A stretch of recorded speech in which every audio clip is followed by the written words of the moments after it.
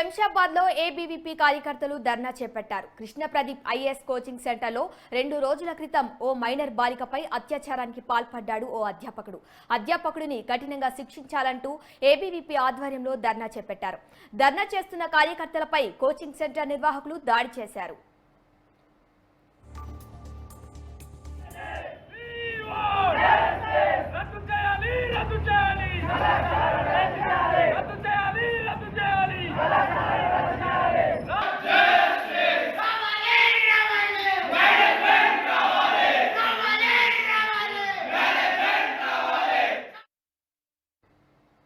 శంషాబాద్ లో ఏబీవీపీ కార్యకర్తలు ధర్నా చేపట్టారు. Krishna Pradeep IAS coaching centre లో 2 రోజుల క్రితం ఓ మైనర్ బాలికపై అత్యాచారానికి పాల్పడ్డాడు ఓ అధ్యాపకుడు.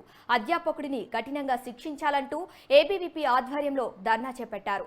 ధర్నా చేస్తున్న కార్యకర్తలపై కోచింగ్ సెంటర్ నిర్వాహకులు దాడి చేశారు. ఈ అంశంపై మరింత సమాచారాన్ని మా క్రైమ్ బ్యూరో చీఫ్ కృష్ణ అందిస్తారు. చెప్పండి కృష్ణ.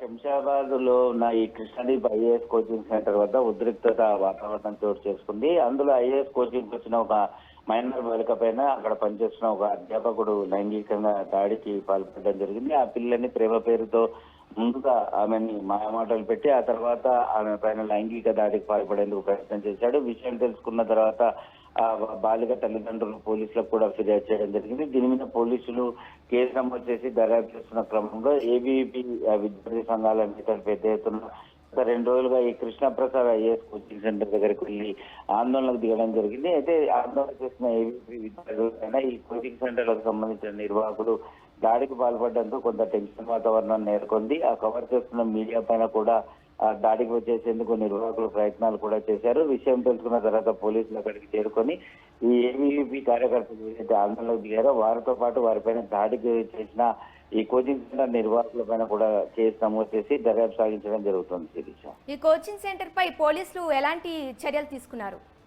ప్రస్తుతం ఈ అధ్యాపకుడు పేరు వివరాలు పోలీసుల గోప్యంగా పెట్టి దర్యాప్తు సాగిస్తున్నారు. ప్రస్తుతం అతను ఎవరైతే అధ్యాపకుడు అందులో ఉన్నారో అతను పరారీలో ఉన్నట్టు పోలీసులు చెప్తున్నారు. అతని కోసం ప్రత్యేక బృందాలను ఏర్పాటు చేసి గాలిస్తామన్నారు. వీలైనంత త్వరలో అతన్ని అరెస్ట్ చేస్తామంటున్నారు. ఇప్పుడే మైనర్ బాలిక కావడంతో పోక్సో కేసు కింద కేసు నమోదు చేసి దర్యాప్తు విచారణ చేస్తున్నాము.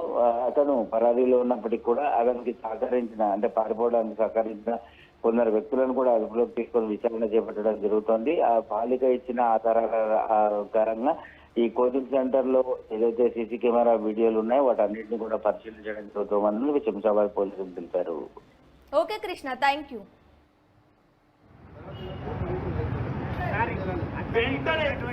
ఇది ఒక్కటే సార్ గత సంవత్సరంలో కూడా ఇదే